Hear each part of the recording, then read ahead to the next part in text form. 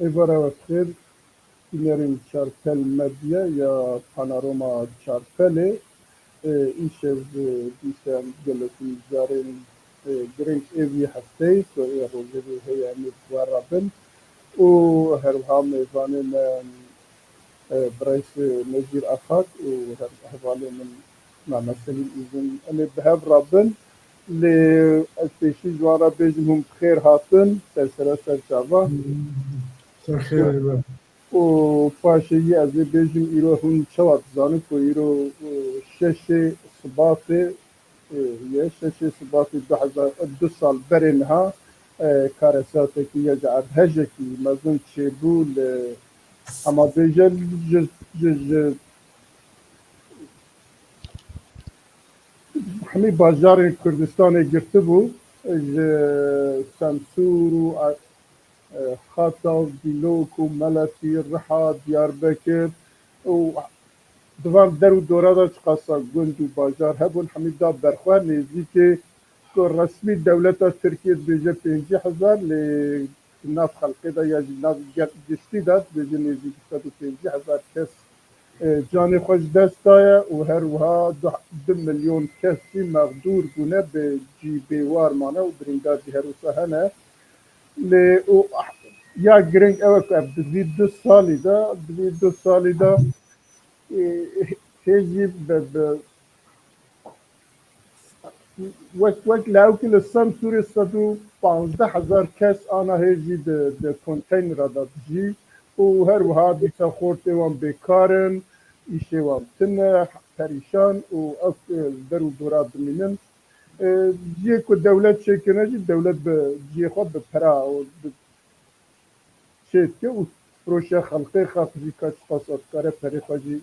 deynê xaniya jî bide ew jî derdekî din e lê em dizanin ku perîşanî bê xwendin bê îş bêkar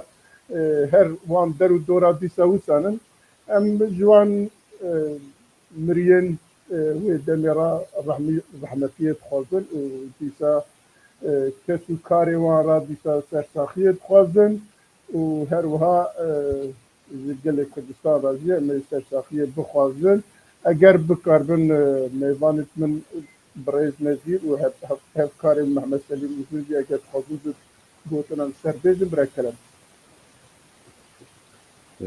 Yani bêguman ew keraseta mezin ku yani gelek mirov heta ez karim bêjim însan ne lê hêviye bû li hem li Bakurê Kurdistanê hem jî li Tirkiye ew kerasetekî gelekî mezin pêk hat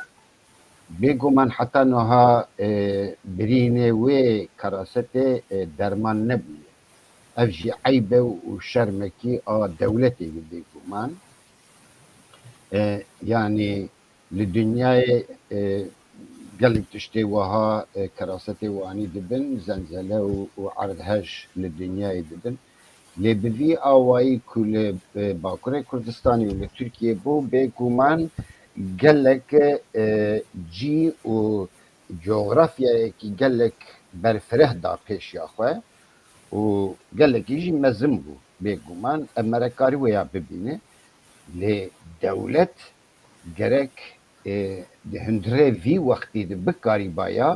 evê birîna bikewandeya û hiç nebaya însan ji wan re xanî û cî bihata avakirin ku belkî karîbûn wan êşa xwe wan kavilbûnên ku li ber çavê wan bû ew êş û kavilbûn belkî karîbû ji bîr bikiraniye lê mixabin dewlet nekir vî tiştî û eybekî û şermekî dewletê ye divê yanî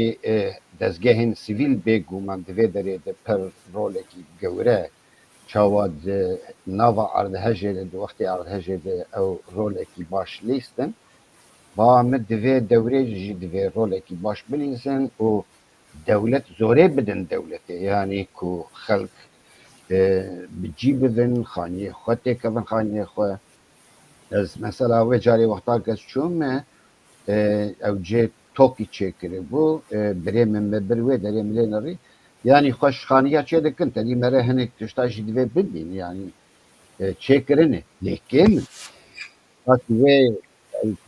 طرف کشته بگیر کشته کدانی کشته امیتین آواز کرن الاسمی yani bizim belki او بقرار دمان yani nevi belki cesedi şesti خودیه خانی yani dikevin خانی او dibin ev jî zahmetê ji bo xelkê yani. Yani tiştê ku ez bêjim mixabin tunê yani we gotin tiştê ku we got ez dubare dikim û sersaxî dixwazim ji Evet. gelê Kurdistanê ra û hemû malbatên ku mergê xwe vinda kirine û bi wî münasebetê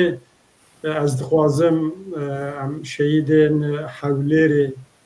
ku bi seda zêdetir ji aliyê terorîstên IŞİDê de hatin şehîd kirin wan jî em bîr bînin û بله ew jî karesatekî dîroka Kurda da karesatekî pir mezin bû. Carekî dî em sernavê me hemûya wan şehîdan em yad dikin. بله Spas kak Selim aynı şey. gelek spas em bigiştî bi navê karkerin ya jî karmemîn çarpên me de em temamî wana bi rêzdarî bibîrtin her wiha karesata miriyên karesata şeşê etheşê ku 2 sal berê bû ewana jî ji bo wan rehmet xwazin û her wiha hêviya bêjin sağî selametiya wan dikin hêviya sebr û evkê malbatê wan dikin û em ê ji vêya derbas bin em carekî ji bînerê xwe re bêjin ku em hêvî dikin bînerê me bi pirs û bi têbiniyê xwe bernama me dewlemend bikin û dîsa jî ez ê biçim hûn dizanin sêzdê mehê eger hebe afîşa wî min dabû ozan ku bînewere sêzdê vî mehê sed saliya ew ê Şêx Saîd e tevgera Şêx Saîd e sêzdê vî mehê ye û sed saliya wî ye Çarpel Medya TV û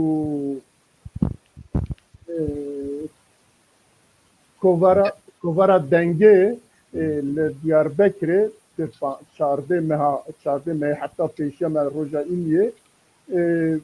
konferansekî dêldar bixin di konferansê de Saîd Beroj heye Qasim Firat heye ku malbata Şêx Saîd e û Tehsîn Sefer heye ew jî malbata ew ê serokê tevgerê ye û her wiha di du axafvanê me jî hene Bayram Bozyel bi navê Partiya Sosyalîst a Kurdistanê ew ê li wê be û Mehmetcan Özbek jî cîgirê serokê giştiyê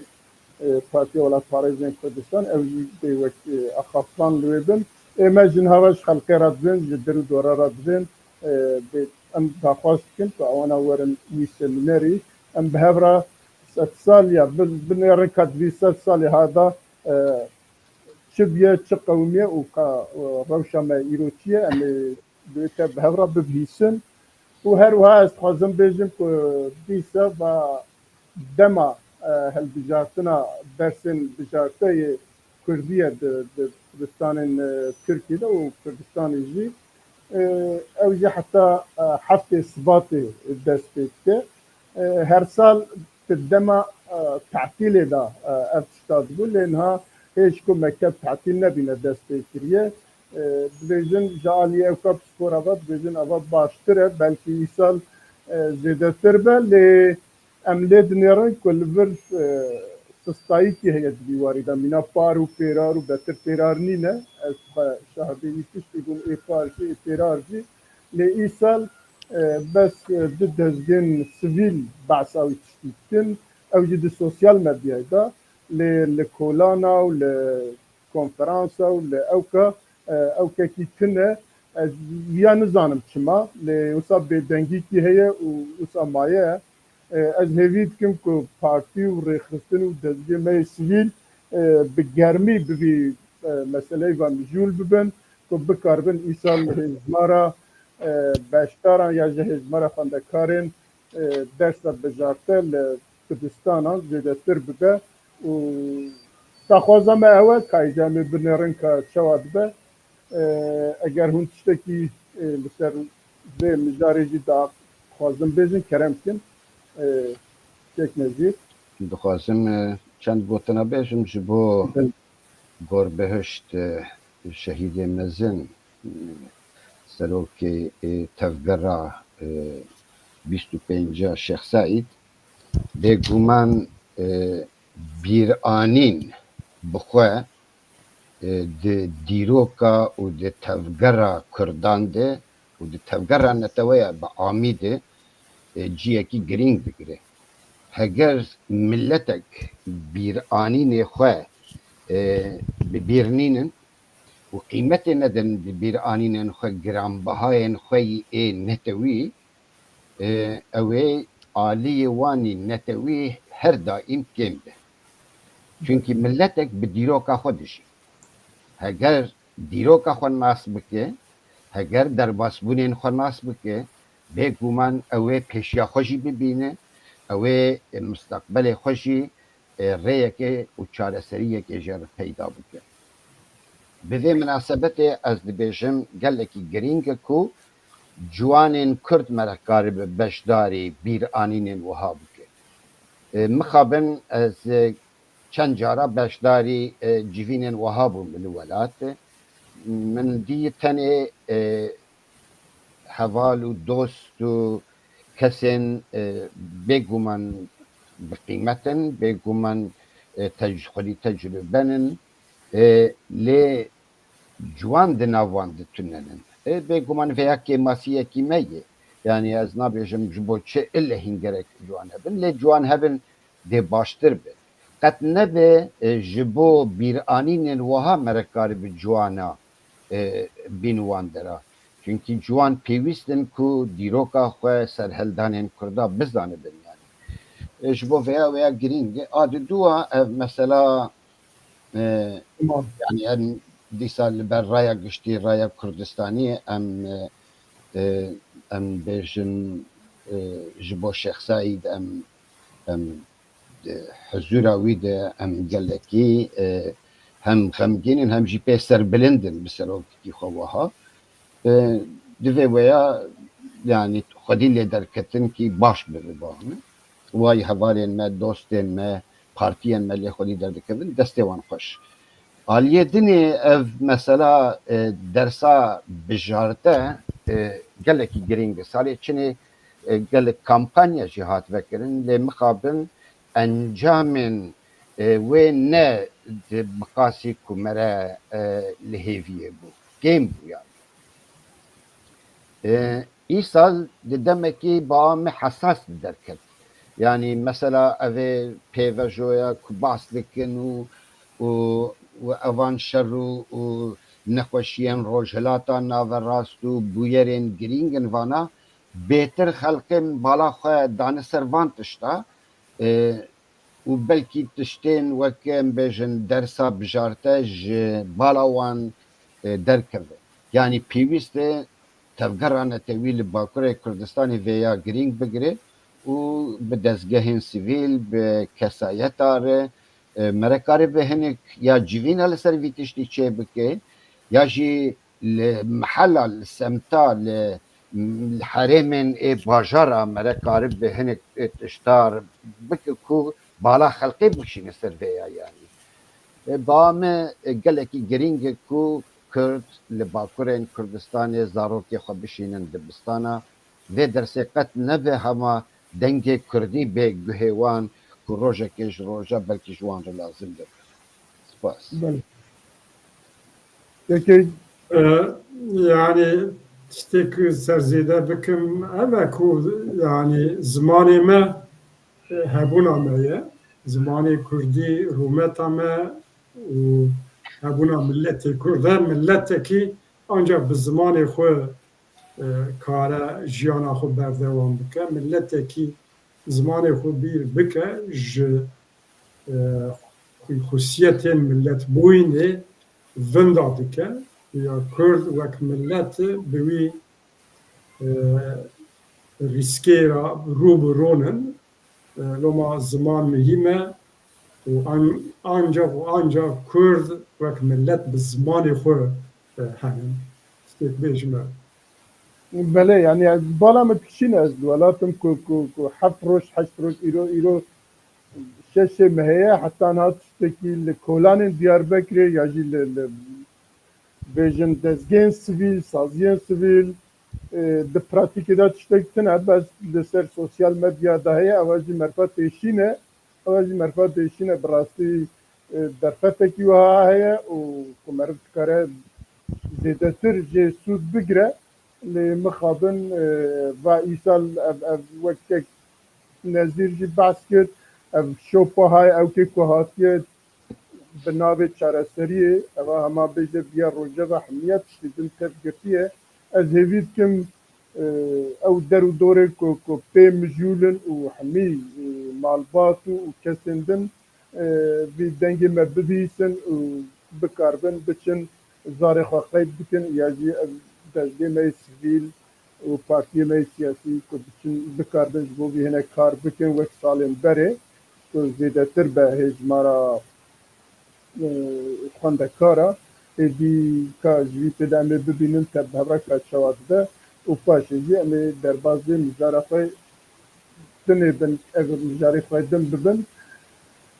belê hûn jî dizanin me di sosyal medyaya de bihîst ku delegasyonin PWK û PYD li Brukselê hevdîtinekî pêk anîne û em dizanin ku wek PWK حتی نها وک هنک عالیا تو فرقی ملی نخستیه ناو سیاست یا جی اوکن روجاوای کردستانê hergav rojava bi giştî parastiye û bi giştî lêxweyî derketiye hergav behsa yekîtiyê û hevkariyê û yekdengiyê kiriye ancak bûyê awayî di beyanê wan da û ewkê wan da bûyê awayî kare Kurd li wê destkeftiyê xwe xweyî derkeve û destkeftiyê xwe jî misoger bike ku têde bijî heta niha me bi xwe nebihîstibû ka wek Partiya Welatparêzên Kurdistanê bi PYD re civînekî wisa çêkiribû lê vay çêkiriye ez zanim ku pêşiya wî de bi enekesê re jî civînekî wisa li Hewlêrê pêkanîbûn valverî civînekî wisa çêkirine ku duê da jî elbet mesela wek beyana wan dibêjin behsa yekîtiyê behsa hevkariyê behsa ewkiya Rojavayê Kurdistanê kirine dûr û dirêj ez ê ji we bipirsim ez ê hema em Selîm em hema yekser ji mêvanê xwe bipirsin êje paşê jî hemê xwe eger kême em temam bikin Tiştekî ev em ê ser temam bikin. Belê kek nezîr tu jî ji nêzik ve pê eleqedarî û her wiha di nav PWK da endamekî kadrekî li pêşî cenabê te dikare li ser ya çi agadarî bide beşdarê me Eko yani ev stratejiya partiya me rê didî yani ji aliyekî em tevgerekî partiyekî netewî demokratîk in em xwe Kurdistanî dibînin li her beşekî Kurdistanê bêguman bûyer û kiryarên û geşepêdanên li wan beşên Kurdistanê ji nêz ve em pê peywendîdar in û em dişopînin her wiha em bikaribin wek partî alîkarî bikin bivin navbênçiyên nakokiyên ji ortê rabike bi gelek awayî em dixwazin beşdarî nava wan geşepêdanan bibin lê em wek partî me biryariya me yê û em stratejiya me jî wiha yê em rêzê ji wan beşên Kurdistanê hêjên wan beşên Kurdistanê digirin ku da ew çarenivîsa xwe yani biryar bidin li ser û biryar awan bi em wek partî wek şexs jî ez wiha bi qasî me fêm kir partiya me wiha difikire dibêje ku li Rojavayê Kurdistanê ku em ê بیستکه بلکی بحثاویجی بکن اما لسر بسکنن درفتک درکتی روژوه اف درفتکی گرینگه و دوی کرد لروژ آوای کردستانه و درفته بکار بینن تخن خزمتا تفگرها نتوی تخن خزمتا برجواندی ملت کرد افجی اوکو یک ریزیا روژ آوای کردستانی تفگرها کردستانی و جالیه دنه ده او تفگرن که خب آوایی که لکردستانی و جبو مافی کرده ده خبتن یک ریزی آوان ام دخوازن دوی داره ده ام نه اولو طرفدارن لی ام طرفدارن جالیه که ده ام طرفدارن که مافی کرده مافی جملتی که به پاراستن ام طرفداری وینن ام طرفدارن که کرد لروژ آوای کردستانی ناکوکین خواه ناکوکین وان نبن يعني منفعت و برجواندیا نتوی نبن قربانا اوان ناکوکین نافبینا وان پارتیان و تفگرا روژ آوای کردستانی ام دوی داره طرفن ام دوین ویا نبه ام طرفن ام دوی ستاتویک جه روژ آوای کردستانی رو خواستن ام طرفن دبیجن که هر طرف ناکوکین خواه ای که پری که نحیاتینن دینن آلیه که و وی درفته کاریبن بکار بینن لگور وی درفته برجواندی نتوی درخم پیش و یک ریزیا هیزن نتوی هیزن کردستانی لروژ آوای کردستانی آوا بکن لهمبر تفگرها جیهانی لهمبر شامي لهمبر تركيا لهمبر حمو يعني بيكاتين روج آوای کردستان و سوری و هر وها اوان هزن زلهز کل روج هلاتا ناوین ایرو خودی گوتنن بوانجی بفهم کرن کو ام یکیتیا یک ریزیا ملت خواه پاراستنن و ام هفبشن اویا گلکی گرینگه جبر ویاجی پیامی ما لهر داره پیویست بگهیجن آلیا باورم دنیزده لأوروپا جی اوی حوالین ما به این کسیر رونی کندیسا نرینین ما و هلوستین ما و بگهینن وان از گلکی گرینگ دبینن کو پارتیا ولات پاریزین کردستان هلوستا خوش وان آلیا ره اشکره و زلال بکن و جوان رو بیجن یعنی بیجن اف دوی لگور وی چرچوان نتوی اف کار و خبات دوی بجیب بیانی چونکه ایرو دم اف گلک بگومان جهر آلی ده هم دزگهین سیویل هم کسایت هم پارتین هم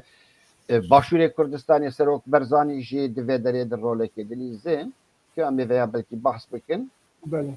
بوی آوایی ام وقت پارتی دوی هلوستا خواه ام زلالی هلوستا خواه ام جه طرفا را اشکره بکن برا کس ما غلط فهم نکه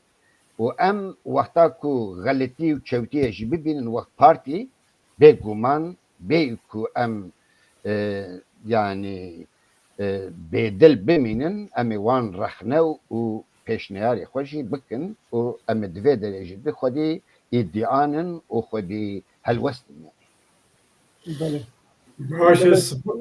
سپاس جبو کک نظیر جبو گوتنین وی از خوازم تشتکی سرزیده بکم که پارتیا ولات پاریزین کردستان پیوکه خو وک پارتی کی ملی و دموکراتیک پیناسد که تعریف دکه و دا پارتی کی خو ملی پیناسد که پارتی کی ملی تعریف بکه رولا وی پارتی میسیونا وی پارتی هیری مزن و اساسی اوه کو ده پیواجویا ملت بوینی دا رولا خور گور وی تعریف و پناسی جیبینه ev jî çi ye yani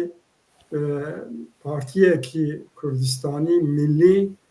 berê her tiştî bi hemû hêzên Kurdistanî ra danûsandinê xwe be û ji bo nêzîkbûna wan ji bo diyalogê nêzîkbûn û di nav prosesê da ji bo hevkarî yekîtî û îtîfaqan bibe wek katalizatöreki, wek aktöreki rola xwe bilîze. Ez di wî warî da bi rastî siyaseta Partiya Welatparêzên Kurdistanê siyasetekî aktif dibînim û di wî warî da çalak e. Yani tu heqê kesî tuneyî ku li parçên dinê da müdaxale karobarê wan bike lê heqê me her partî heyî ku em hêz û partiyên dinê parçeyên Kurdistanê da dîtin pêşniyar û heta rexneyên xwe bêjin bînin zimanı tevê ku rexnê me hebin evkê me hebin jî di wî prosesa ku îro Kurd têdanin hem pir nazik û hesas e rîsk e hem jî bi rastî derfetê mezin e û yani belkî em piçekî ser bisekinin ev prosesa ku ana di Kurdara hêviyekî heyecanekî anî ye çar parçeyên Kurdistanê da gavên ber bi yekîtiyê ji ber ku henin daxwaza milletê Kurd wek millet seraserê Kurdistanê û cîhanê da ji xwe ev e ji bo ya jî ew gav avêtina pewekê bi hevdîtina evkê ra peyedê ya jî peyenekê ra tiştekî baş bû û hêzên dinê jî wan gava bavêjin wekek nezîr ji got qasê ku em dişopînin têkiliya têkilî û danûsandinên pewekê bi enekesê ra ji xwe heyî û ev vekirî gavekî wiha avêtin tê vê menê ku sînyalê ku Kurd bila bi hemû rexnên xwe di vî pêvajo de lazim e bidin aliyekî yekîtî diyalog û têkiliya bidin pêş. Belê belê bi me jî siyasetekî rast e ku eger Kurd bixwazin bigîjin mafekî bigîjin welatekî bigîjin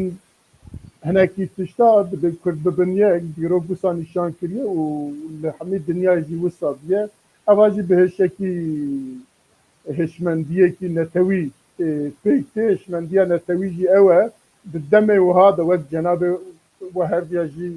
behs kir hemî nakûkî hemî têbinî hemî evkê xwe bide alîkî yek perspektîvekî dayne pêşiya xwe ku bibe xweyê statiyekî ku bikaribe berjewendî û evkê xwe bi destê xwe bixe tiştê ku heye jî biparêze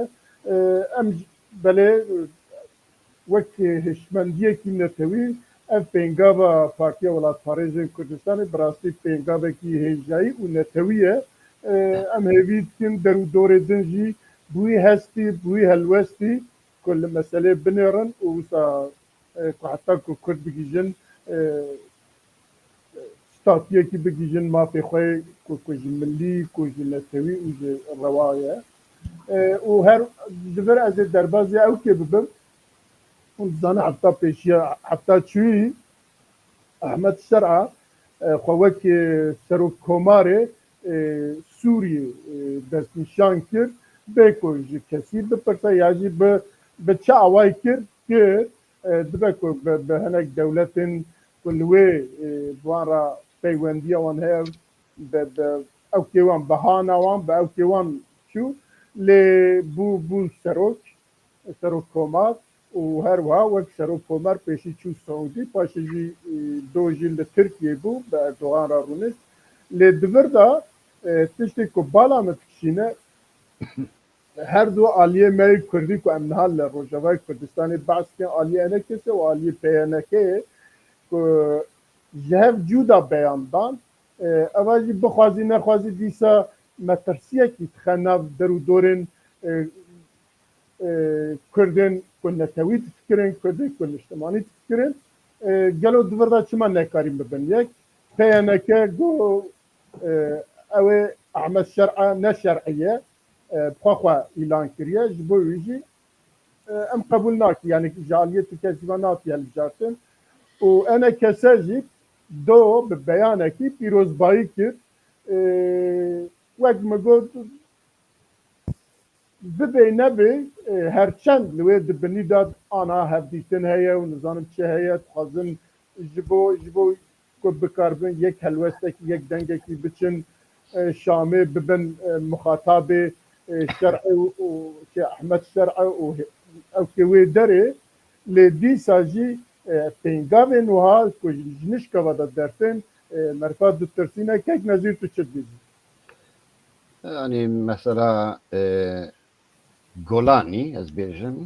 Ehmed Şer'a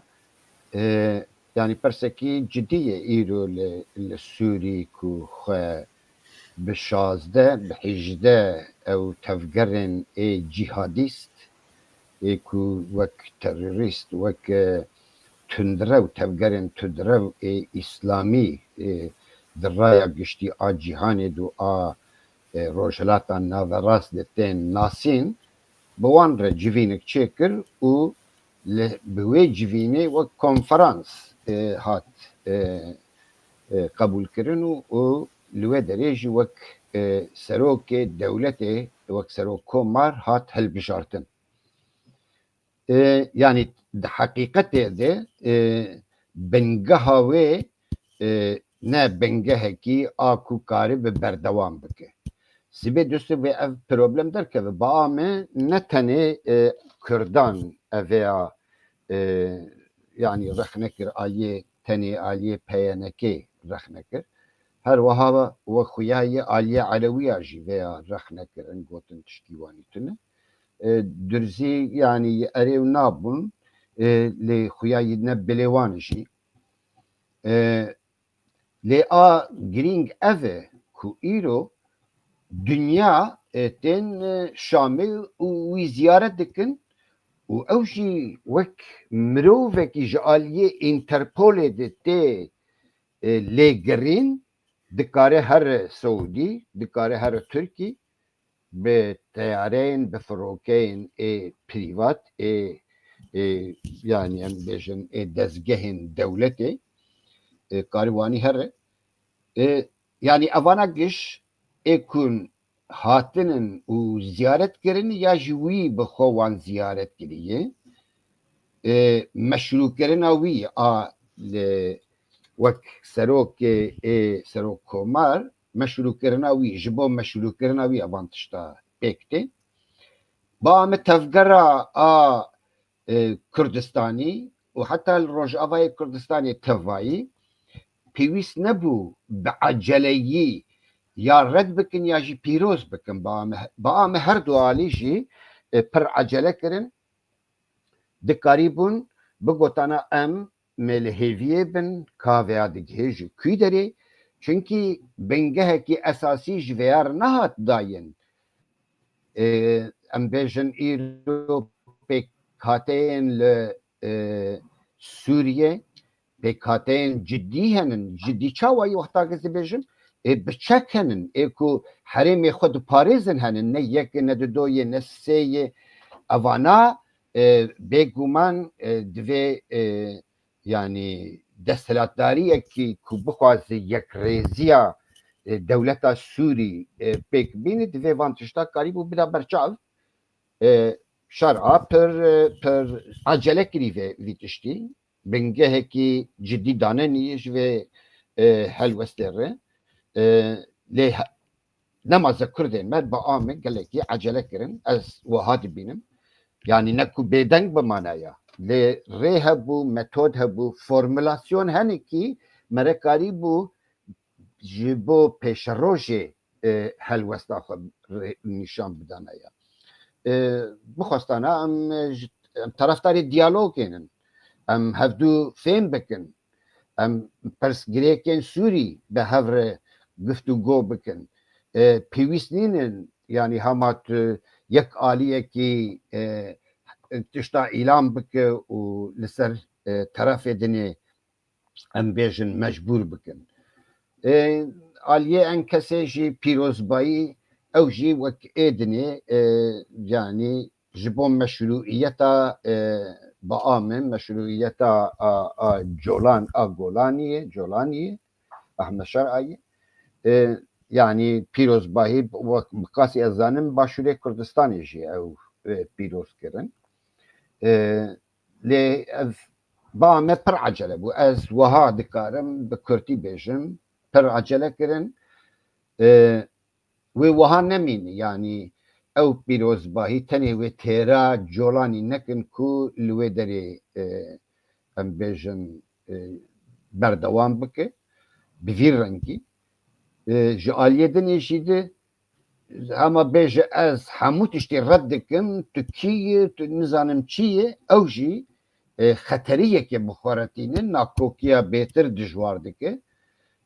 هر دو علیجی با هم عجله کردن سر هلوستین خواه اوشخوا آخت وقت کرم کرد که میرزه پر مهمه دوی حساسیتا ایرو ده نه دو علی دو مساجن جدا ری بدانه یا اوه یا ری ده دکو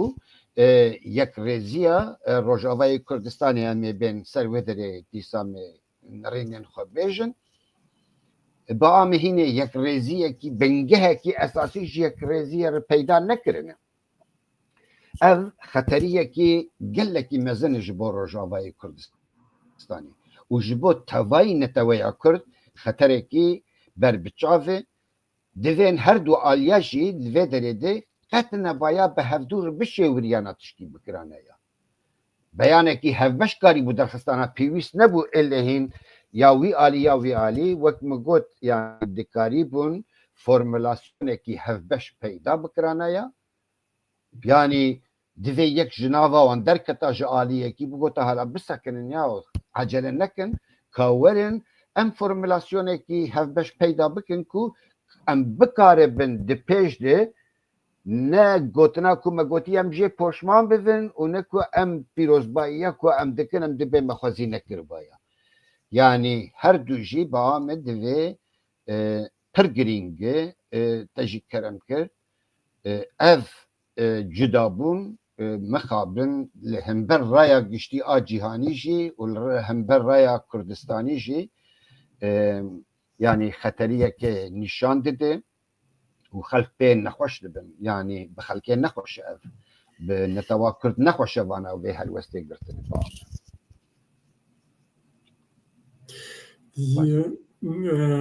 Kak Mirza dengê te nayê Ve ez ê bavakî din şte bipirsim rast nana ji kek nezî ji kek Selîm ez ê bipirsim belê yani min behsa me tirsiyê kir ku her du alî di hevdîtina dane ku bikarbin bi yek dengekî biçin Şamê bibin muxatab wek aliyê Kurdî wek yekdengî lê eva bixwe gelo derzekî ya jî manekî dide wî tiştî yek ku zehmete ku ewana bibin yek ya jî zehmetiyê wan heye du ev îfada ene kesê ku wek xweşbînî nîşan dike pîroz dike ev ê dinê jî wek ne li cî qebûl dike û ew kê jî qebûl nake dikare tesîrê dewletên derva wek Tirkiye wek İran ya jî derên din li ser van gotina hebin li ser van nêzîkayî hebin sisê Tirkiye dixwest ku ewil Golanî biçe Tirkiye ku bibe mixatab ku Tirkiye wek ji xwe re hîmaya Sûriye bide qebûl kirin lê Golanî got ez Erebim pêşî çû ba Siûdiyê çû ji wê zivirî û paşê çû ba Tirkiyê û ji wan re jî eva jî tê di siyasetê te tê mena ku her çend li wê biaxivî jî dîsa ez Erebim min ez pêşî li Ereba ew tinêrim û Fransa jî do dîsa Colanî pîroz kir و جولانی دعوت فرانسای کرد و همیت چاشی رو بد یا بریار تشتی از دخوازم gelek بیجم sual bun. گلک سواب و نفس اما بله. از کرد فکری خود بله بیجم بری از دخوازم بیجم کو براستی از دو دنگی یعنی مرپی نیگارد به نخوش بو یعنی پیواجویا دیالوگی دا نزدیک بوینی دا و یکیتی دا دو مساجین وها جدا زدیه بوده جبو کردا نباش بو مخابن اوجی نشان داده کو هرچی قاس دانوساندن هنن دوستین ما این اوروپی امریکایی دوست کردا و رزدار مسعود بارزانجی دوی پروسسی داوی پیواجوی دا رولا خود دلیزه توی وان همو اکتور و فاکتورا هناك زحمتي هنن بروبلم هنن و لی او چقاسی کارن ببم آستنگ پیشیاوی پیواجوی دا امی ببینن تاوی ویاجی پیواجو گرمه و به او که زندیه از باورم وان تشتان حال بکر یعنی وک شخصی فکرامن اوه لی بگمان به پرسا تجی گریدای تاثیر دولت تاجی سروان هیه انا هم بیجن نبیجن لی سوری دا هم دوار نافنتوی دا هم د نافچه دا گلک اکتور و گلک فاکتور هنن وک کرمانجی همچی دی بیجن دنکلمکیه پر عالیه یعنی و پر روجانه تشتی گوهراندن هناك هيزن جلوبال هنن وك أمريكا أوروبا ودولتين أوروبي وهناك جي هيزن وك خو هيزن نافشي يعني منطقي وك رولك دليزن هنن تركيا إسرائيل وحيا درجة كي هتشقى ضعيف بويا إيران سعودي عربستان و قطر جی به پریخو دخوازن سوری دا وک دولت نافچهی رولا خود نافچهی دا بلیزن تاثیر آوان سر اوکاد به یعنی پیواجویا که سوری دا هی وانا همویا بده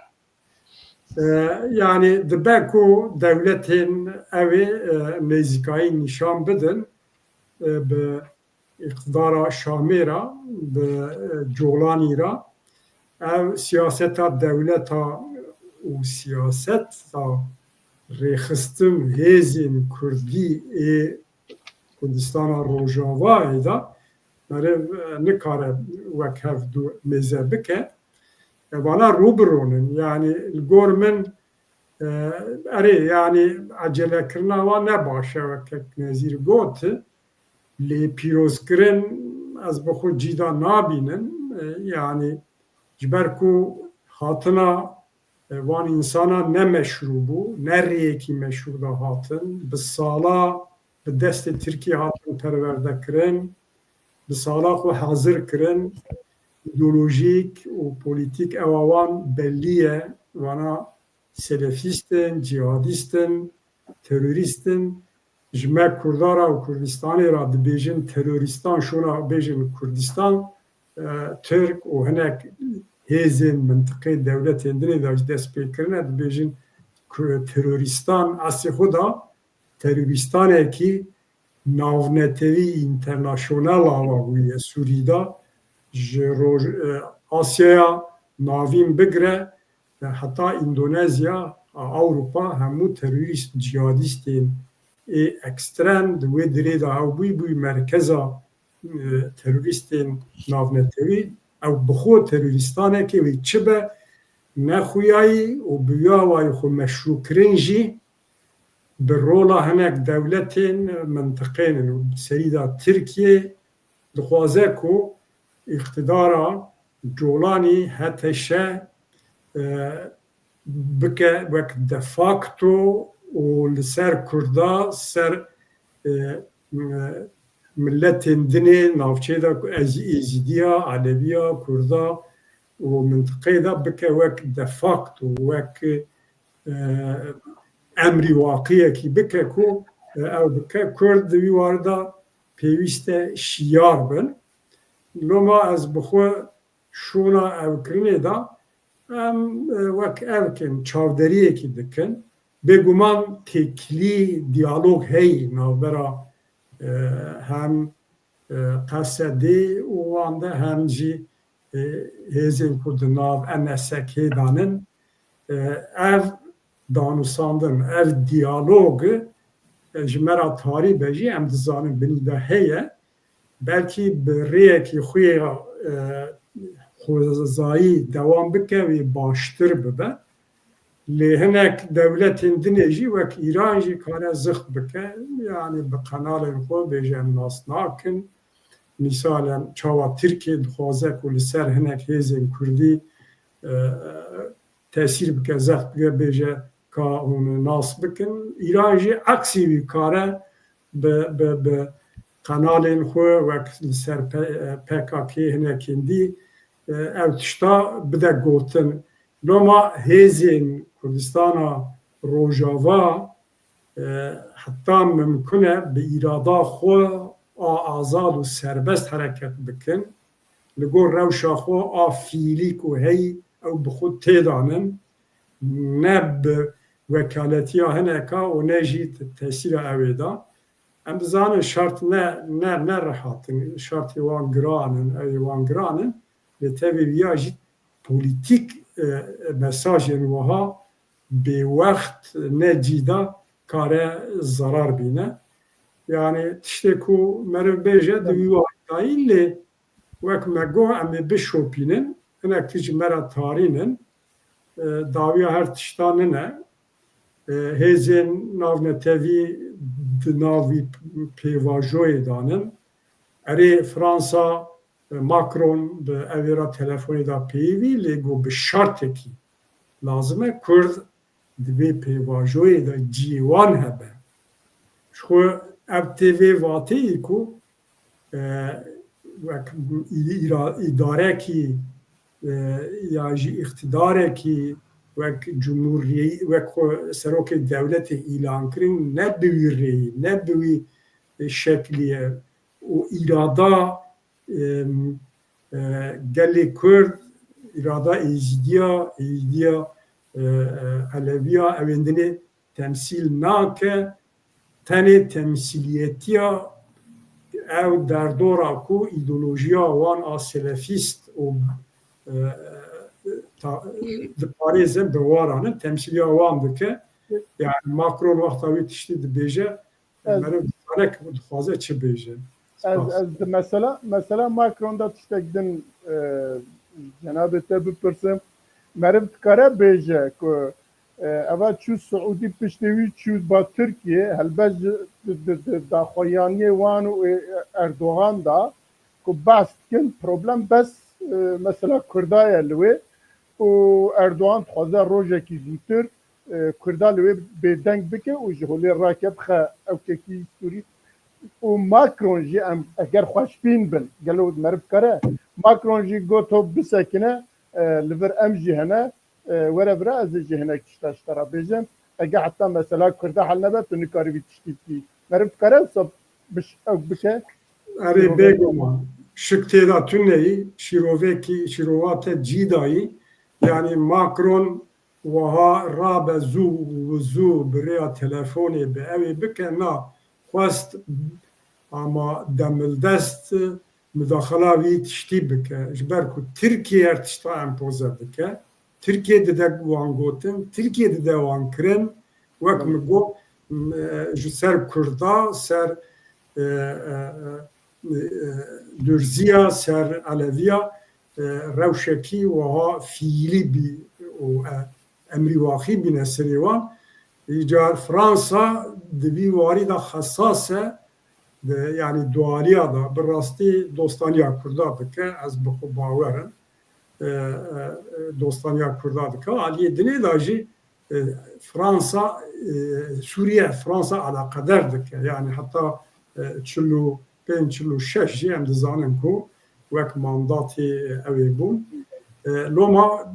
hem berjewendiya xwe hem tarihî rola xwe hem jî dostaniya Kurda da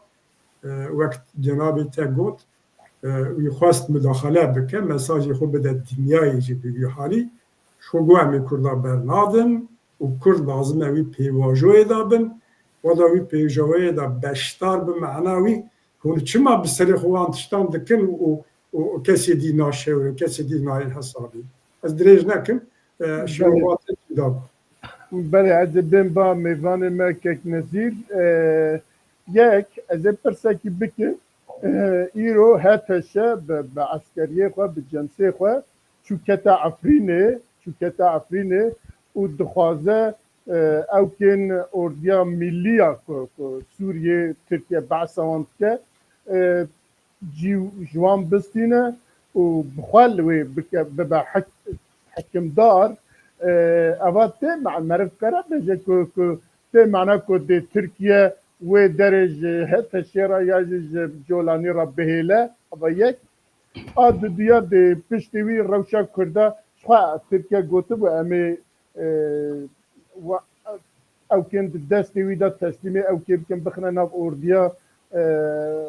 اوردیا سوریه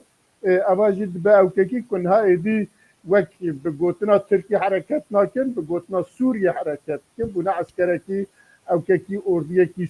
سوریه اونا جهاتنا کتنا عفرین اوانا لوی ادارت کن و ترکیه جی بویا بیجا بنیرم و جی داوان مبسته که من نینه که از برا دا گرمو لور بهیلم مرفت کاره و سا شیروبت که بکه و وقتی ما زود چه و پشتوی جا اما یکسر اگه بکار بی بزداری مثلا هفدیتن کرد و کرد کد بیجن اما بزدار نوی اما باسا و جیب بله سپاس veya yani براستی مجارێکی گرینگە divê mere veya hevkî cidî li ser bisekine ba me sê çarşav ji vê derdikevin yek jê gelek balkêşe piştî serlêdana Golanî li Tirkiye ev bû yer pêktê duem piştî ku cêşa millî ku dibêne millî ne ew cêş xwe resmî fesix kiribû به اساسی خود او لکنن خود فسح کربو اه هتشجی خود فسح کربو دیسا حتى شن نما يعني او دیسا نابه هت اره نها نما هتشجی بله اره جيشا ملي خو فسخ كربو قوتبون بريارجي او بوكو دي بيوندي وانو حتى شده ويا جولاني ده اوه بجداری ناوا اردیا آ نوژن کو به آوا کرن او جی خوازم به دسته ترکی به آوا کرن به پرورده کرن بجداری وی ببن با آمه اردیا ملی فلان بیوان تشتکی وها yani vücuden tünneyi Türkiye heyeli vederi yani Türkiye vakta ku beri xodedin kurda binave o ceşa milli belki çend hab مرov و چند حب لشکرین گوناره کو اوجی بخواه جعالیه که ده نیزی تندرویا اسلامینن جعالیه ترکی ده هاتنه پرورده کرن به هاتنه کرین yani به پری ترکی هاتنه کرین معاش ددن وان silah ددن وان و وان برا سرسری کردان ددن yani گلک بالکشه جولانی وقتا ته شامه Türkiye vana aliye Türkiye ve Bakır Suriye em dibêjin Roj Avayê Kurdistanê di hududê Türkiye û Rojavayê Kurdistanê de vana bera serserê Kurda didin. Bêguman bi firokeyên Türka, bi dronerên Türka, bi top û cebelxaneyên Türka evî tişta dikin. Îro xwe feseh kirine. اوه یک جیر دبیجن کو با آوا یکی یعنی یک ملکاری به شیروه بکه رددن جیهانی روی بیجه کو بنر وای لوی داره دبن یعنی به هفکارین ما و اردیا ملی هبو مفسخ کرد بله ما جی هدی امی اوی جی کو او تدبون کو ترکی تدن ناون جی کو او تدبون امی هدی والا بکن را دستی دزگاه دولت آ فرمی بکن آ جيش دولته وهجر هذا هجر بيك بي أمي رادستي وان بكن أفياج قادش دنيا يربيجوكو مادن كي أم فيادكن دفي يباجي بيانجي وحسدجي عيني تشتي بكن دفي درجة تشكي خبرتت دفي ذا بهلن كو أم بيجن أوجي بالجولاني رب بمركز دولتان مركزي رب بأورديان مركزي رب بيوندي دينن أو شيء وك في أورديان ملي تشكي وخو سلاحي خو تسليمي وان بكلو بشداري نوا وان بمشخور جركچه جبو كرداي بامه اف سناريو كي اف فيلمك جاليه تركي تكرن تو بنگها و اساسي تنيكو و تركي راحت جوا هول دركه جوا منطقه دركه ولو كي حتى شجي وجولاني جي بعسكري خطي كويدري ديسا اويد بن حمايه تركي دي كاري بردوام بكن اويج دستي تركي درنكب لدفي ام فيا ببينن يعني كرد لفيدري دفي رولا خبليز هاگر رولا خو نليزن خطري لسر كردا وچه ببه و هزن ناونته ویجی با آوایی که ویج کردار بیجن دوی هون هنک تشتا بدن هنک تشتا ندن که پیک ناین مثلا امریکا و ترکی دکارن لسر هنک تشتا لهف بکن مثلا فلسطین و وکی دنی او جوی داری ترکی تاویز بده وان بین کارن آلیه که فلسطینیا بین آلیه خواه وحتى كارن فلسطينيا بين للشينا في جيكو عرب جدر دكافن قال لك بالكيشه افرين حياة دو بير دهندره چند روجاده 16,000 امبيجن مالباتن عربا مالبات نكس 16,000 مالبات جعفرين كوچبر بون چون يعني چون جيخوه نيجي دنيجي او مثلا ادوغوتن اورديان ملي وك يك شخص كز بالسلاح يخوة چون بجداري نافا حتى شيدوغون دفج فيدري برددان هگر د پیش ده دستين حتى شي بقاوت بده او مليو اورديان ملي كو باز دكين يكو وهر قد هيش نبروبل بجبوان لوك مقوت امريكا دكاري هزن امریکی وکیدن دکارن رول کلوه داری بلیزم بیجن وای ام فلسطینیا و مسئله ام چاره سر دکن و بین و داری هونجی جویار بیجن اره و ویا خطریه که جبو حسده و جبو هزن چکدار روجاوای کردستان دکاره د پیش ده در که و هولیکو او جیوش بو کردن نپر باش ببامه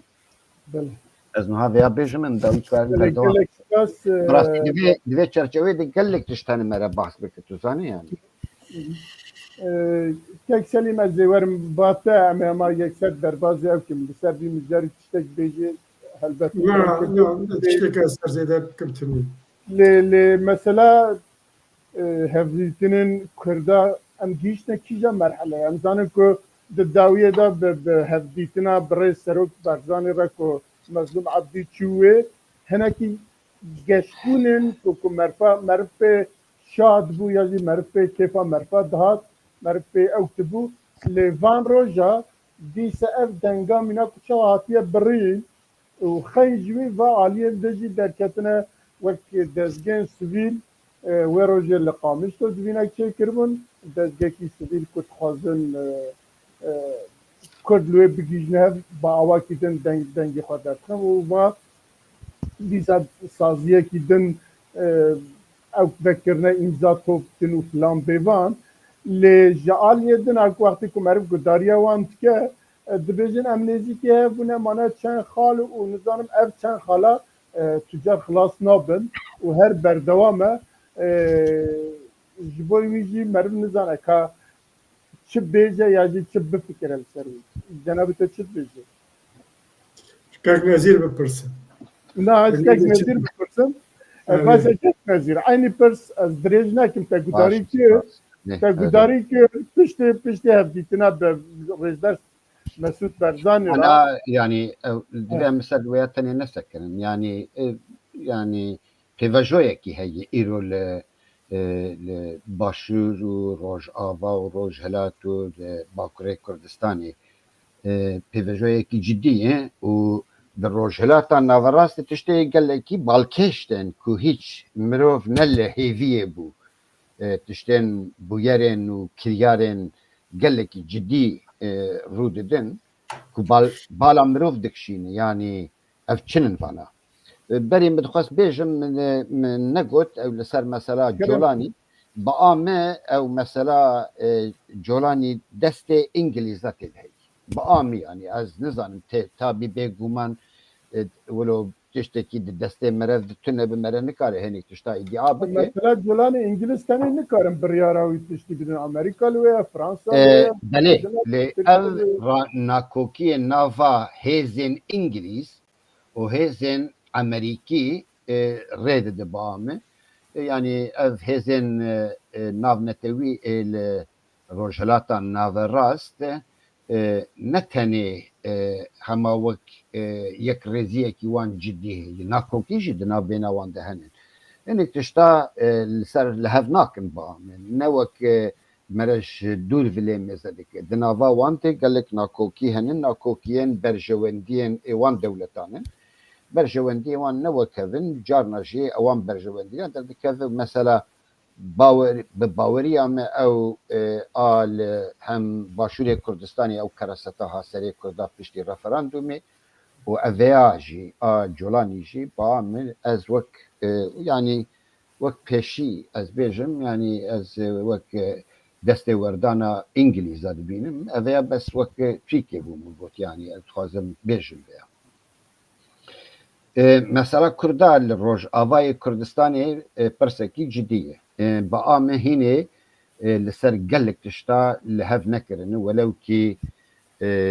Serok Mesûd Barzanî jî hem bi Enkesê re hem bi Mazlûm Ebdî re di peywendiyê wan di gelek tişta zelal kirin gihaştin aliyekî. Lê eweya hînê bêjin li ser bi tamamîle hev kirin mere nikare bêje. Yek sebebê wê ez dikarim bi vî awayî şîrove bikim. Ana li Rojavayê Kurdistanê xweserî heye. Navê wê xweserî ye. Xweserî dibêjin, konfederal dibêjin, milletên netewî yani netewa demokratîk dibêjin. Her sê jî li wê rewşê tê bi hev girêdayîne bêguman. Wek beşên aliyekî beşê yekperçeyîne. Çûna Kurda ku li bi amina a Kurda tenênin yani ew pêkhateyên Rojavayê Kurdistanê jî di nav de re, Ereb jî di nav de ne. Heyarreka û Dêrezorê çûna wan xweseriyê hidûdê xweseriyê rê didin îro. Karî bû zêde jî pêş dibî çûna mesela mere karî bifikirî jî heta ji bo çi van hêzên mezin wek Amerîka, wek İngilîz, wek Fransız, wek Yekîtiya Ewropa, İsraîl ji bo çi vê xweseriyê neanîn negihandin Şamê. Ji bo çi Colanî anî. Ev pirseke divê mere li ser vêya serê xwe bêşînin. Madem ki ev xweserî dibe em ne xweseriya Kurdin, ne xweseriya Kurdistanîn ji bo me hidûd û etnîk û ziman tune ye. Em vana gişa jî di nava xwe dipêçin, di nav me de ev xweserî ji bo tevaya Sûriyê, wek ji bo tevaya Tirkiyê, ji bo tevaya Iraqê, tevaya Îranê ye, heta tevaya Misrê ye û Siûdî û dinyayê ye. Tevgerekî dünyayî ye, wek Behayî ye, hidûd jêr tune ye. خبوی هاوی پیناسه دکن از آلیه تئوریک دبیجم ji bo bêfêmkirin xweserî gihan dî heya hidûdê ketî nava Ereba aliyekî Ereba jî xistî nava xwe lê dibêjin Rojavayê Kurdistanê jî di nava xweseriyê de ye di nava xweseriya Bakur û Rojhilatê Sûrî de ye Rojava jî di nav de ye Rojavayê Kurdistanê şo nabên Kurdistan dibin Rojava ew jî termînolojikî nû û yanî bêguman min ser wêya gelek nerînên min henin nerast e lê ev Rojavayê Kurdistanê Kurd divên wexta ku li ser vê yekîtiyê li hev dikin û bi hev re guftûgû dikin rasterast bi xweseriyê re peywendî dîtine xweserî kî ye Ebdî ye Maslûm Ebdî ye yek jê ew e Hesede ye dinê jî ew jêr dibe Simo ye weya nizanim Meclîsa Sûrî a Demokratîk Mesede ye çi evana xweserînin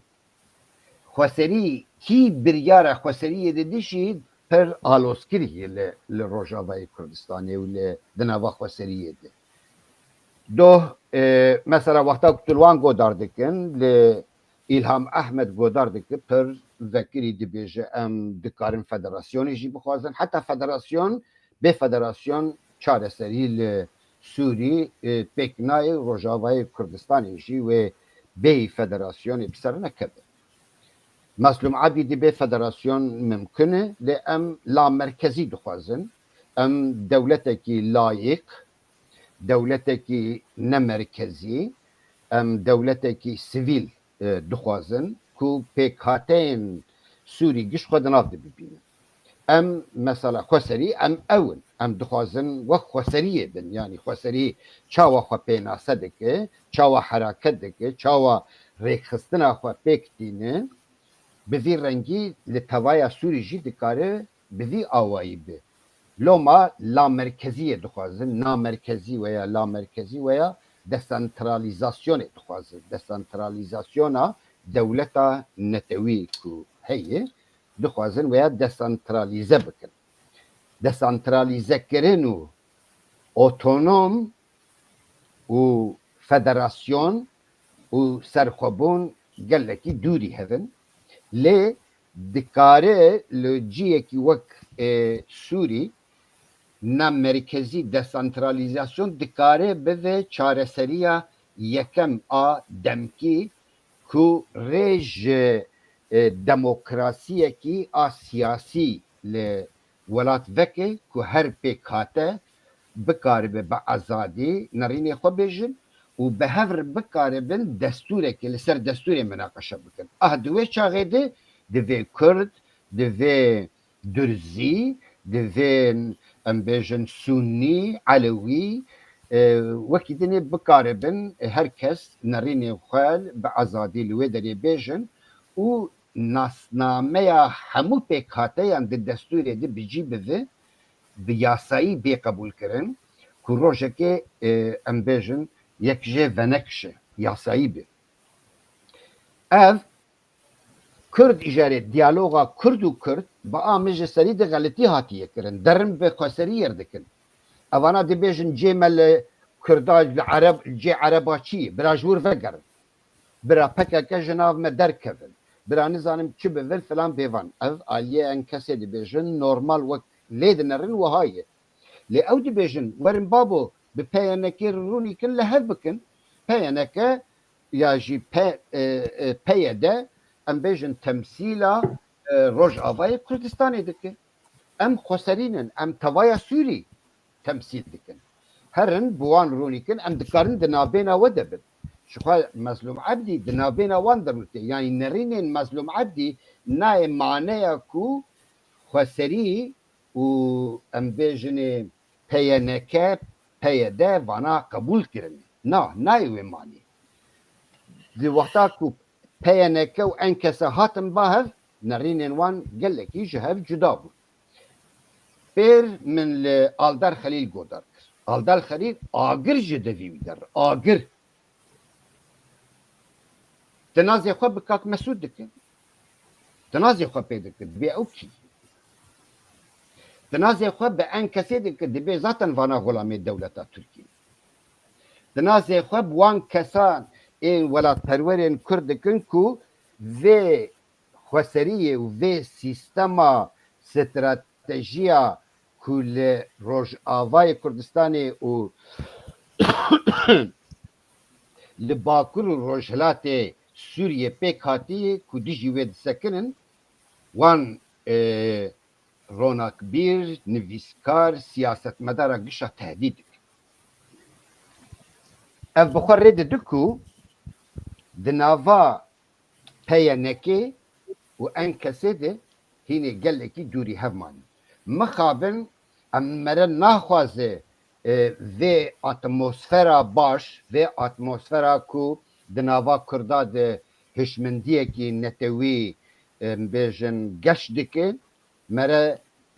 bi awayekî naxwaze bêje û bike ku yani ew sar bibe, ew yani ev nerînên wiha negatif di nava wan de cî negirin, lê mixabin divê mere rastiyê jî bibînin. Heger tu vê rastiyê nebîne en kese û terafên Kurdistanî vê rastiya rêxistiniya a Başûrê Kurdistanê û Bakur û Rojhilatê Sûriyê a Xweseriyê vê rastiyê nebînin û ew îdeolojiya li paş vêya û helwesta wê a praktîkî a di jiyanê de mere nebîne bêguman merê nikaribe rasta rast li hev bike li ser hinek tişta. Ev heya gelekî aloziyekî li li Rojavayê Kurdistanê bêguman derxistî pêşiya hêzên netewî ronakbîrên Kurdistanî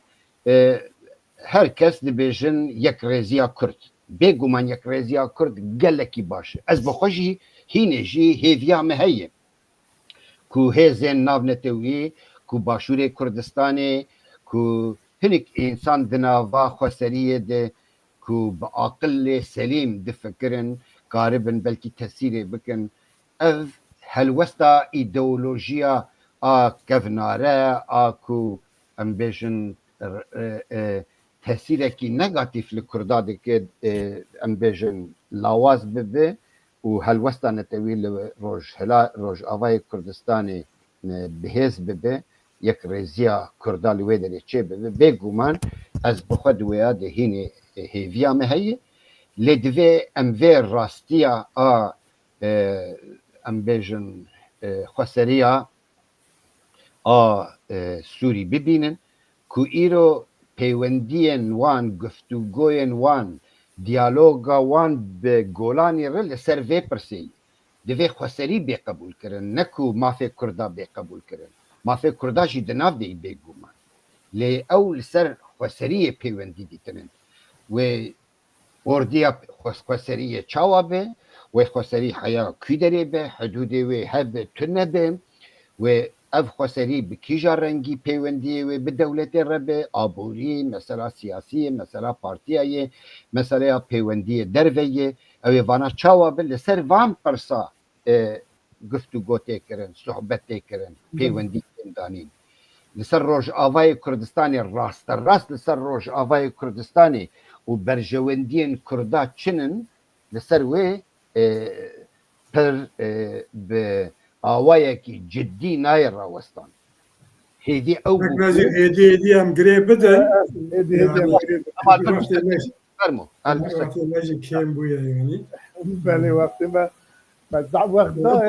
Bibûrê min xwest veya berastî ew hetî aliyê wê teorî derxim yani bêjim çi ye veya yani bêfêm kirin. Yani eger em çend gotinê û bêjin hêdî dî girê bidin ez dixwazim çend ta bêjin yani yekîtiya Kurda yani tiştekî dîrokî me rehat e dîrok ispat kiriye ku Kurd rehat nabin yek îro jî aynî tişt berdewam e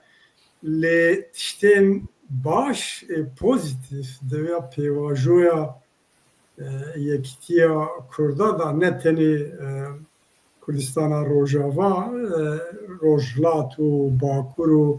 seraser mere mêze bike. Yani girêdayê du sê faktorayî yani hêzên derva wexta müdaxele dikin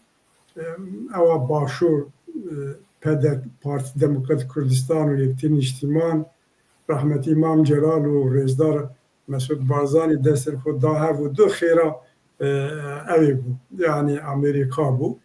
û îro em eger statû hey ji wê tê îro jî yani Ewropî, Amerîkanî dostê Kurda ew xas zext dikin ser Kurda ew xuyayî ku yani yekîtiya Kurda bi faktörên derva nebe nerehate adinê faktörekî yani baş dilîze îrada milletê Kurd îrada hemû Kurdperwera tu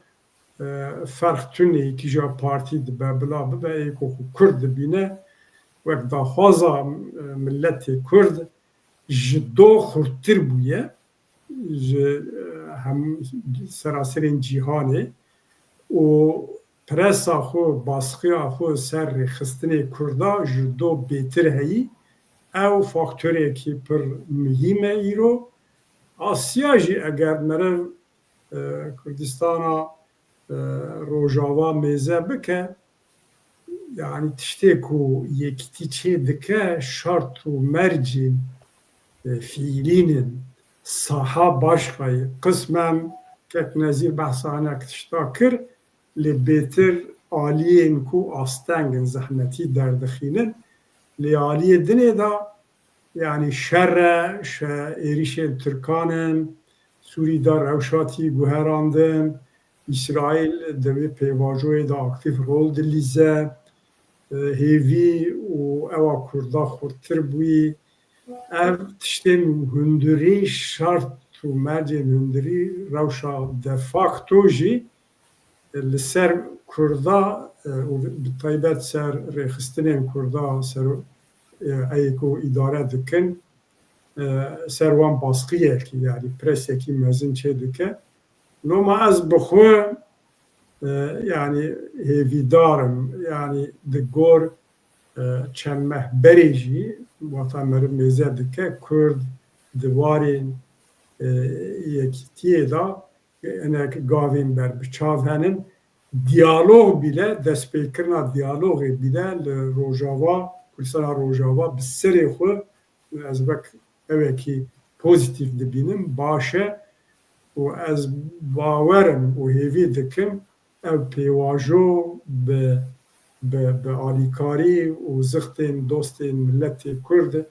ew ê serkeve rêkî dinê ji wara tuneyî ew jî dizanin lê em ê bişopînin ka pêvajo çawa diçin. Belê ez bawer dikim em ê bisekin heta 15 meyê ka Calan çi bêje em ê li Rojava bibînin ka çawa dibe. Ev jî mîladekî ye. Yani Ew jî mîladek e newsa kelîma bêjim kek kerem ke. ana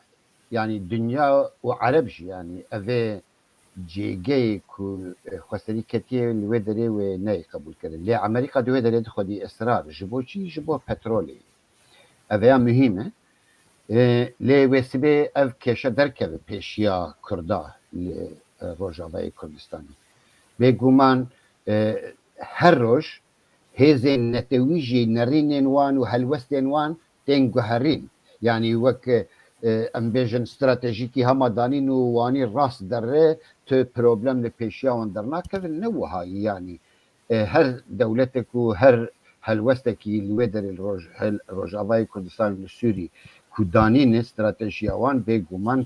tûşî kelema dibin û hinek helwestên xwe jî diguherin Tirkî jî di nav de ba em helwesta Tirkî a doh û a îro ne wekî heve wê sibê jî bêguherin tu çare ji Tirkî tuneyî ku ev em bêjin daxwazên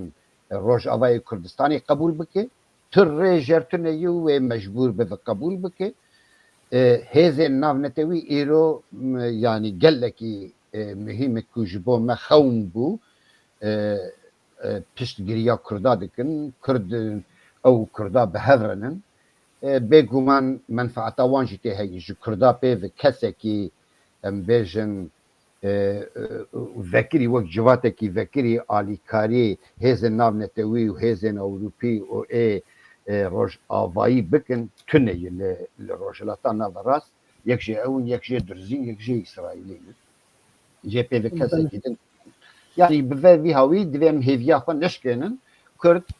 وكاك سليم قلت از جبي رمى ديالوغ بر مهمة جبو هفدو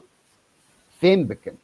يعني او ديالوغ نبش خو فهم كرين جنابه ل دوي مره هفدو ناس بك استراتيجية مره چن دخوازي مره چن لغوروي مره كار به بك بله او که گوتنه کی کرده هی داره هیویه هرگاه استخواره ام هیویه خو نسکنن لی ام ستی خوازی هیده راست بکن دی باشتر به ام بیزی هما بی او کی بی مجاری بقدر زبرکو مجاری دریجه مرد کره به ساعتان لسر ولا اما جرينج يعني مره كار بسر حد مجاركه تشيك وباش برای بی مجاری ده هی گلک تشتدین جه که مرد دویل سر باقتا لی جبو وقت ما کرناکش بر کل پیشه ما دعب مجاری خواهی دنیزی دانیه ام تخوازن لسرواناجی باقتن یکی جی اوه که اوه 2 هفته او که نبرا عراق و هرما کردستانه هناکی دانستاندن چه دبن و حکومت عراق اوه دمکی دریج بو بیجن اوه 20 سال از 2050 حتی نه او ماده 140 بجی نتانیه و هیدی وان تشتانا مرد ببینه که وان تشتانا بجیتینه یا جی وان خالا لسر داخته یکی جی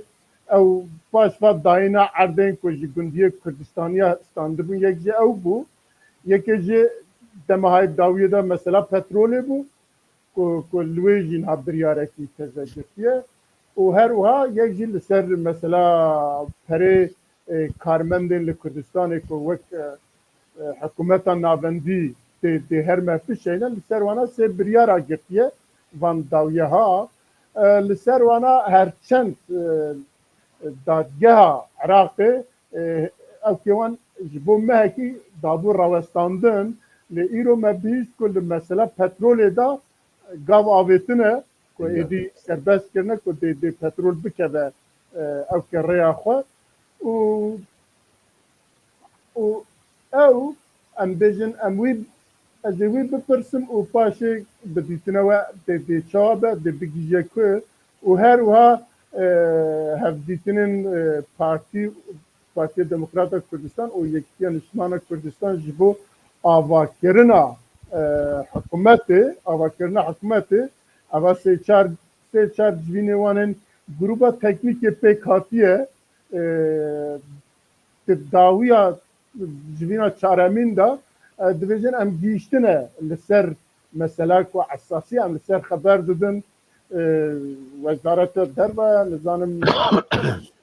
یکیا پیشمرده و حاصل تشتین 10-11 خالوی هنه سروکاتیه و پوست سر اوکی وزیرایه بدیتنا و تشتکی کهون لسر وان مجارا بیجن جنابتا برز کیک نظیر کت لسر وان مجارا بیجی هیا اگر هبه کرم کم وزيب كرتي بيجم يعني باشوريا كردستاني وك دولتكي وك ستركتوريكي دولتي يعني بقى حتى يروسي و 3 سال 4 سال درباس بوي قال لك برس جرين كي خد شهر اثر نكرن ابجي يعني الروشة وك روشكي وك باشوريا كردستاني كو هاوجدوري وي هاتیه گرتن بگومان نرحت کوان فرساجی چاره سر بکن گلک دست دید هنن یک جه ده بحث نکرد خوازم بیجم بحث بکم یک جه مثلا پیشمرگه یکیتیا پیشمرگه او از بات ماوی باش از ویاد خواد نبیجم از بات ماوی جبر که لوی تشتکه بو اوانا بیانه کی دان گوتن حتی داویه مها آداره اما جیشی بقدینن لدو وزیر پیشمرگه تشتکیدن بجد حتی 2026 عيني aynı mini ve Ya Davusat beje Yine em ve yani burada. bawer bikin en zanı. Na, 26 ayı çünkü jiseri de ev biryar a 26 ayı. Yani be yani hezin Ameriki ru Fransi ru vakta runuştun ve biryaradan 2026 de ve bedawi be haya vedine ne haya dawiya 2026. Le awan digotin belki demeki nezik de emkaribin ve pirozbayı ilan bakın le bağımı nerahat. Yani hatta nuha çırınakin sedemçinin anha nakokiyen roj ava cudanin nakokiyen başuren Kurdistanê ji hev gelekî cudanin yani. Her duşi her dualî jî Kurdistanî difikirin her dualî jî yani tamam hinek tişt bûnin di dîrokê de hatine kirin yani divê Kurd wana bidin dû xwe dû bihêlin yani gelekî giringê de îro wek vê derfeta ku li rojhilata navera dest pê kirî başûrê Kurdistanê gelekî giring e. Te dê bi beşdarbûna Kak Mesûd hestên netewî li hemû Kurdistanê seda sed bihêztir bû. Yani ev pir mühim e. Ew neyarên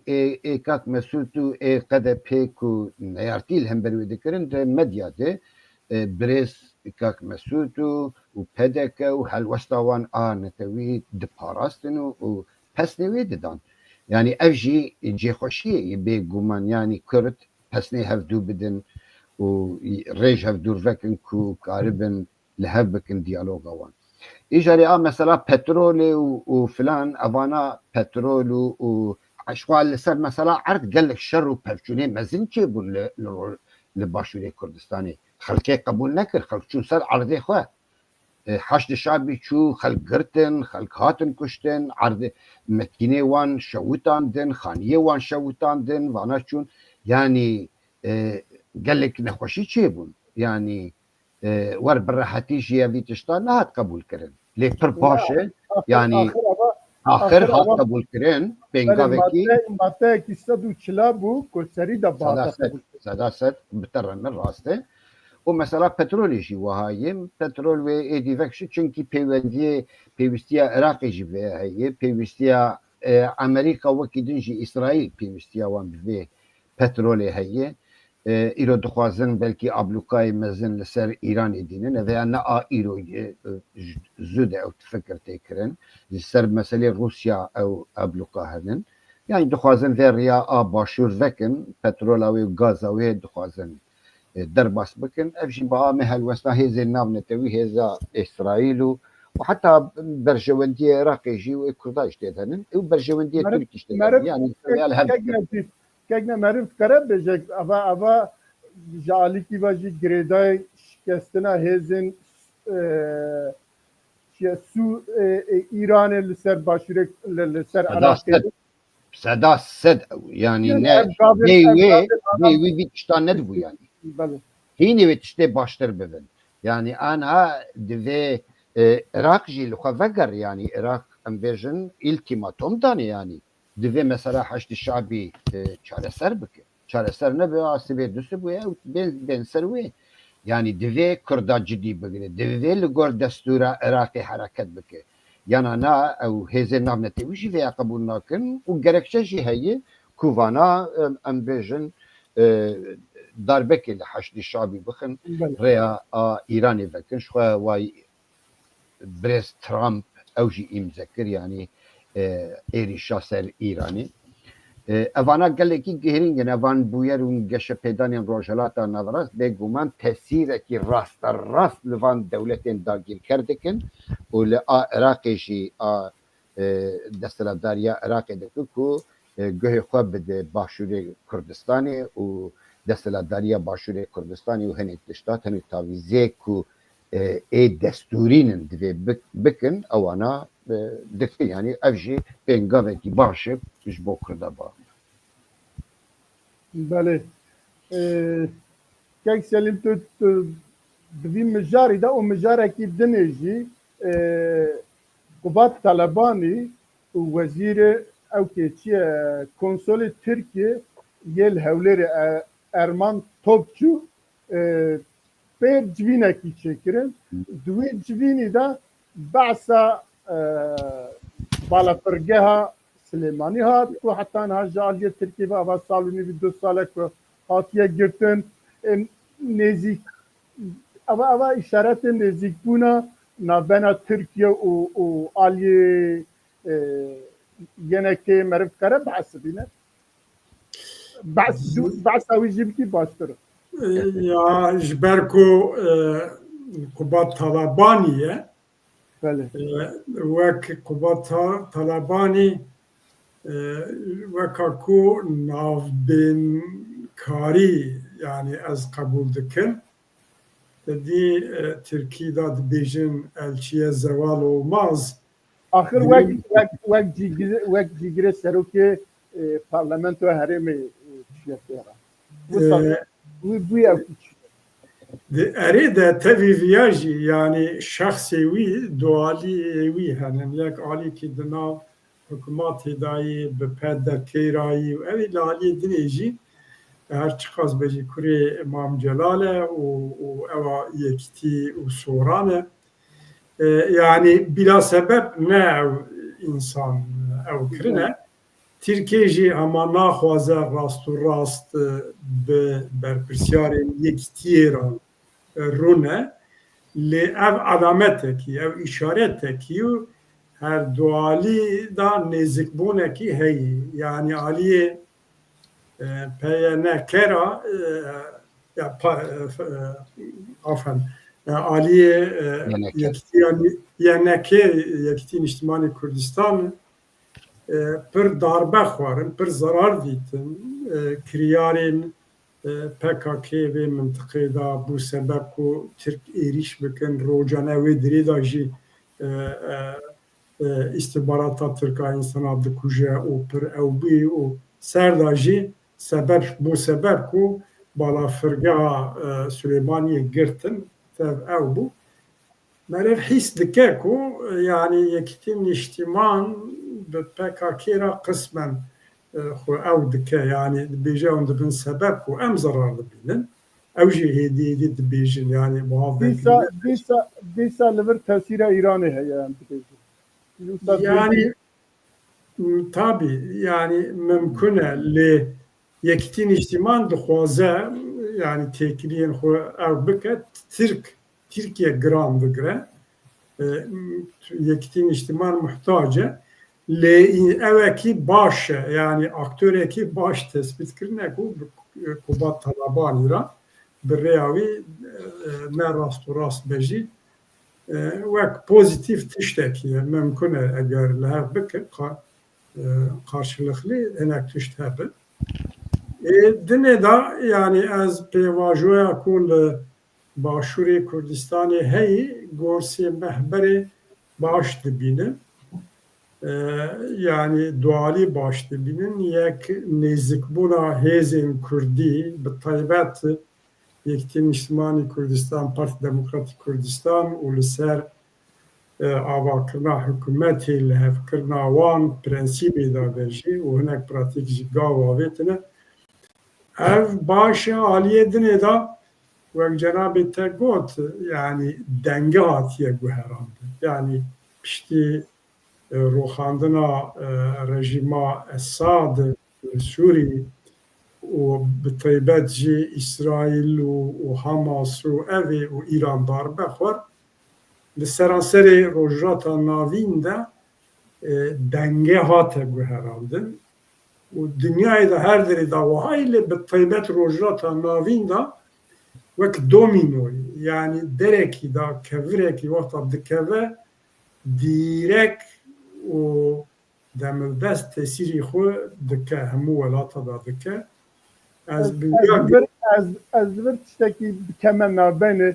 tu wiha dibînî ku niha Tirkiye jî ku Îran jê vala biye dixwaze bikeve wan dera yarê de şik tune yani hem Sûrî'de zaten wî evê girt fîlen wî tiştî girt û li başûr jî bi evê girêdayî yani têkiliya wan û Yekîtiyên Niştiman û dixwaze yani قەت دەبە ئیران دەنگە بکە یعنی ترک نەکو ناخوازن yani loma hevdîtinê wan ev madem wahayê Türk bêjin hemberê Îranê jî ew bikin yani ew xwe bu PKK tiştê ku Tirkiye bixwaze ji wan hemberê Îranê hemberê PKK û hinek rêveke ji Tirkiye ra loma bi Kurtî ez girê bidim yani ez baş dibînim madda 140 di nav xwe da 11-12 bendin ku pêk nahatin îro eger tên rojevê hinek gav tên avêtin hinek tişt kangren bûne ew e ku îxtidara Bağdayê hikûmeta federal a Bağdayê hinek tişta dibîne û ji ber ku li ser we jî got heştê şabî jî hinek plan û programê zindinê hene loma ew rewş ji bo Kurda baş e di diyarî da yani li gor berê em bêtir kêfxweşin em timî xeberê ne baş me di bîstê em mehayê baş e yani. Çend keymetlerim bêjim li vê veya. Belê keremke. Veya mühim e. Yani bir pêvejoya ku îro behsa wê tên kirin pêvejoyê mêvejoyê çiyê li Bakurê Kurdistanê û li Tirkiyê dest pê kiriye her wiha bi wê girêdayî ev peywendiyê Tirkiye û yekîtiyê jalî yekî çünkü Tirkiye heyanî bi demekî dûr û dirêj qet wexta behs dikirin li gor Amerîka û İsraîl û nizanim kî alîkarî PKK dikir rojeke ji roja wilo ciddî medya û siyasetmedarên Türk behsa Îranê nedikirin dê îro pir behs dikin dibêjin qendîl dibin hîmaya Îranê de li hember Tirkiyê em bêjin serî hil dide û ew xerabî ji wê derê tê û heta dibêjin ev mafê cîrantiyê bimpê dike Îran ev aliyekî wê ye duem tê gotin ku ew PKK'yên ku formalîte bijî ji Rojavayê Kurdistanê derkeve wê li Süleymaniyê bijî bibin Tirkiye jî li ser veya dixwaze bi wan re bi yenekê re li ser van pirsa tê peywendiyê wan hebe û bikaribin wan ji nehêlin yani tesîra Îranê li ser wan rakin û tesîra Îranê li ser PKK ku heye weya jî ji wan ribêjin ku xwe ji veya bi dûr bixin yani ew peywendiyê wan û Tirkiyê bêtir li ser vî tiştînê biame evan gelek kompleks e divê me re berfirehî li ser vê meselê raweste ku peywendiyê wan ji bo çi îro bi vî rengî bûn berê jî carikê kirin yani lê îro pir girîng dibînin ku li Başûrê Kurdistanê peywendiyê wan di medya de me re dibînî yani rasterast ku dixwazin peywendiyê wan bi Süleymaniyê jî wek ê hewlêr baş bibin. Belê. Ez bawerim em girê bidim baş dibe. Ez min wî gote em werin dawiya em hatin dawiya bernama xwe ez nizanim pirs mirs hene eger pirs hebin biraz evalê me rejiyê bînin ekranê ştekî tune belê silav û rêz mêvanan re û ji karmendên çerkel medyaya re îro artêşa rêveberiya Sûriya nû çûn Efrînê Kurdên Efrînê li kolanan bi alaya rengîn ew pêşwazî kirin gelo hûn vêya çawa dimexunem ez bawer dikim kek nezîr hinekî direng hat vî meselê me xeber dabû lê eger hûn bixwazin bersiv bidin yani çend gotin ve ji ez dixwazim bêjim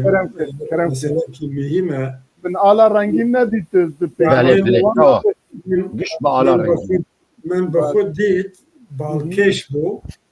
ji mir weka ku tedî kultura Araba da çawayî û emsûrî cîman e wexta reîsekî tê iqtidar wexta tê çawa Arab ew dikin wek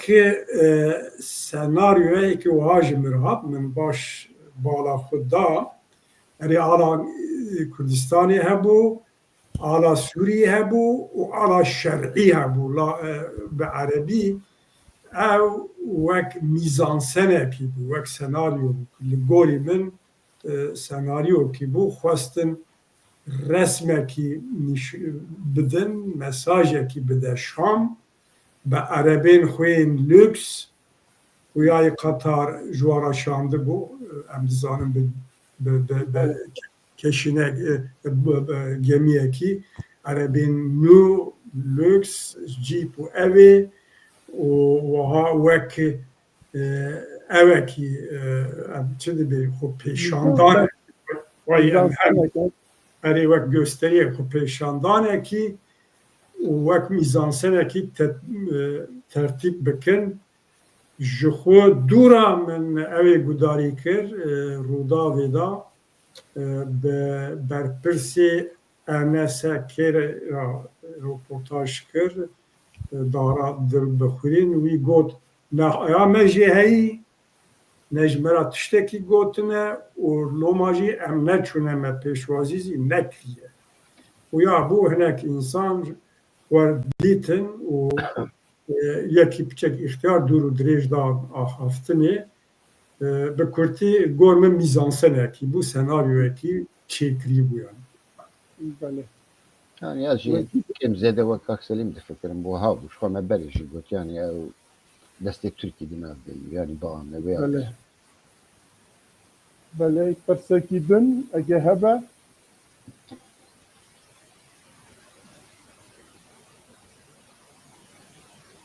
na pirstine em li vir dawiya bername xwe tînin pêşiya ku dawî bînim ez ê carek dim behsa konferansa ku li vir bi Çarpel Medya TV û kovara deng di çardê mehê da li vir li Diyarbekirê dê konferansekî di sed sal ji bo sed saliya tevgera Kurdî ya Şêx Saîd pêk bînin wek afîşa wî jî tê dîtin di wek axatban Saîd Beroş Qasım Fırat û Tehsîn Severin û her wiha Beyrem Bozyel wek serokê giştî yê PSK û her wiha Mehmetcan Azbay cîgirê serokê giştî yê PWK ew ê her axaftinekî bikin û roja îniyê çardê mehê saet yek û nîv em hemî xelkên kesên Diyarbekirê em gazî wan dikin ku werin tevlê wê konferansê bibin û her wiha ez ê bêjim gelek spas û spasê temaşevanê me dikin ku heta niha nêzîkî saet û nîvê zêdetirê gudariya me kirin spasê birêz Keknezîr dikim ku îro bû mêvanê me û her wiha spasê Kek Selîmîzin jî dikim Spas bo cenabê te jî bo hevalê me ku di rejiyê dane em spasê wan jî dikin mala wan ava û heta bernamekî din ez dibêjim ev dimînin xêrê xweşiyê de û xatirê we spas ji bo Çarpel Medya û ji bo hewala ji bo we gişa spas silav